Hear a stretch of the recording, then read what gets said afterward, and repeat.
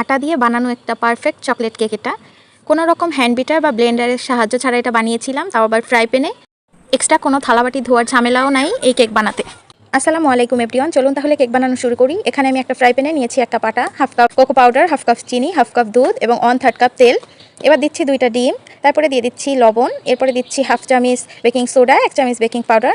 এবার আমি সব কিছুকে খুব ভালো করে মিশিয়ে নিচ্ছি।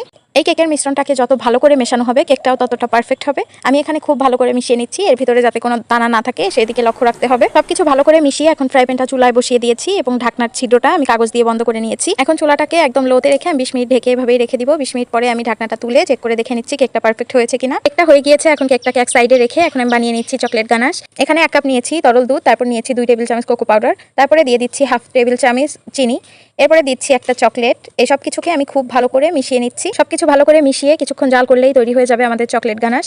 এরপরে চকলেট গানাশ তৈরি হয়ে গেলে আমি কেকের উপর দিয়ে চকলেট গানাশটা দিয়ে এখন উপর দিয়ে আরও কিছু চকলেট কুচি দিয়ে নিচ্ছি। এটা দেখা সৌন্দর্যের জন্য দিয়েছি, আপনারা চাইলে স্কিপ করতে পারেন। তৈরি হয়ে গেল আমার মজাদার এবং সহজ কেক।